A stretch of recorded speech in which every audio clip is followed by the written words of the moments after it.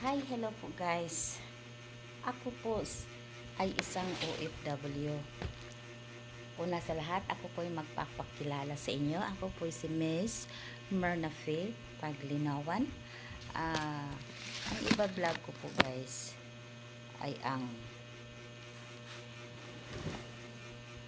nung last kong abroad is 2015. Not last, yung 2015 na yun, pumunta ako sa Saudi Arabia at start po kami nagkakilala ni Mr. Alan Alhas. And then, nung bumalik na ako sa Saudi, nagmi-message po siya sa akin September 15 until na nagkakilala kami. Kilala na kami noong 2015, pero nung first message niya is September 15. So, madaling salita, pagka October, so may relasyon na po kami. Naging jowa ko na siya dahil nanliligaw po siya. Napadalhan ko siya ng pera. First padala ng pera is 12,000 kasi yung motor niya na sinangla is tinubos ko. So, nakuha yung motor niya. And then, tuloy-tuloy na yung padala ko sa kanya. Hanggang sa sabi niya na bibili kami ng oven kasi magpaplano kami ng bakery. Sa kanya po lahat ang plano na yun, oven, roller, kasi balak namin magkaroon ng restaurant. At ang pinangalan namin is Merlans. Siya mismo ang nagbigay ng pangalan. Merlans Diner, Food and Beverage. At yung mga resibo po guys is nandito po yung ebidensya. Isang katutak na resibo. Ayan. Dahil juwa ko siya. Start ako nagpadala is October 2020. And then October 2021. October 20, no, not October 2021. October 2020 at 2021, 2022, 2023, 2024, and 2025 sa kasulukuyang buwan. So, still jowa ko po siya. And then, isang buwan kaming sama-sama dito kasama yung aking anak dito sa aming bahay. Nagbikiri kami, gumawa kami ng pandesal at ini-upload ko po sa YouTube lahat until bumalik ako ng abroad. Continue po ang padala ko. And then nag-ano po siya, may pinaplano po siya. Naggawa po siya ng bikiri, naggumawa siya ng pandesal alone here. Tapos nag-poultry po siya. Tuloy-tuloy po yung aking padala. Walang absent po. Monthly po yan. Nung nag-poultry kami, almost 3 times a month ako nagpadala dahil magastos po ang poultry. Until such time nga nag-harvest po siya dahil nagpaplano po siyang may pagkagastuan sa Sikihor. Nagkaroon po siya ng nobya doon at ginawa po niya ako ng puhunan. Dito po siya nag-poultry. Ako po ang gumastos. Ako po nagpapadala ng pagkain ng manok at laki po ng gasto. Until na nag-alaga po siya ng baboy doon sa Sikihor at ako din po ang nagpapadala ng pagkain doon sa Sikihor. Ang nag-alaga po doon ay si Juby Magsayubong Kawil. Ayan po guys. At yung mga ebidensyang resibo is ang dami-dami po. Ayan. Tapos after that, kumuha siya ng motor sa Rose. Ang down payment po is 15,000. Dito po sa aking bahay sa San Antonio dahil yung Rose is sa Balingasag po. Andito po yung video sa YouTube. Lahat po ang mga video ay nasa YouTube. Pati yung sa poultry, pati yung pag-harvest ng mga manok.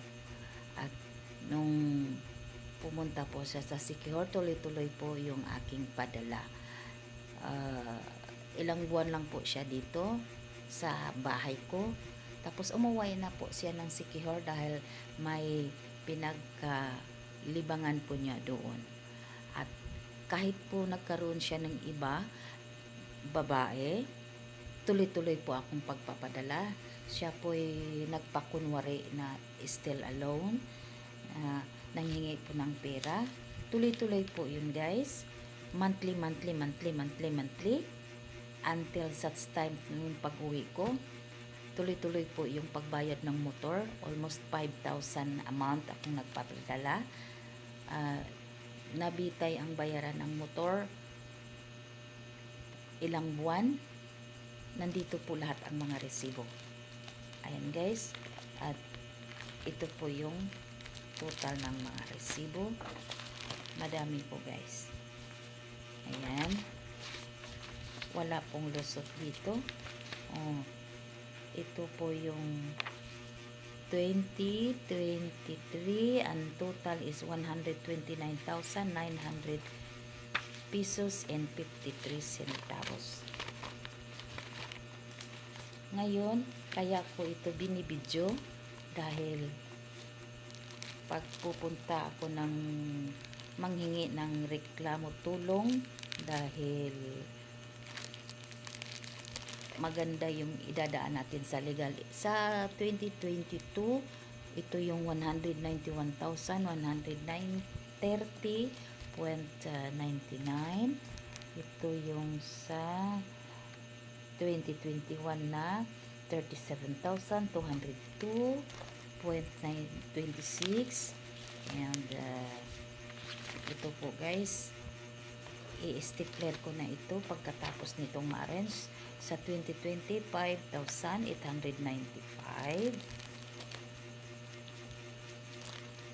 Ayan, guys. So, arrange na ito. At ito po yung total. Ayan, guys. Yung aking total na pagkasulat. 2020, 5,895.84. 2021, 37,202.76. 2022, 191,130.99. 2023, 129,995.53. 2024, 47,175.44. And total of 411,400 pesos and 61 centavos.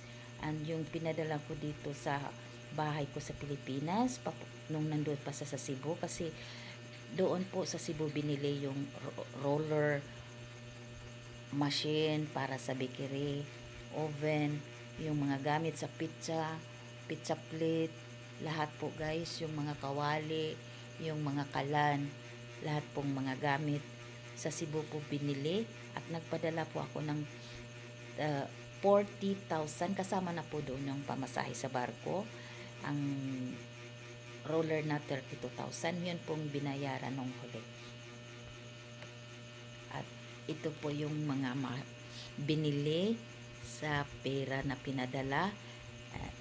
Ang oven is 24,000, bangka 18,000, motor na Rossi is 95,000. Ito po'y na rimata or na rimate. Ang poultry 50,000 ang akong nagastos.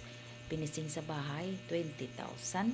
So total of 239,000 pesos minus doon sa 411,400 pesos and 61 centavos.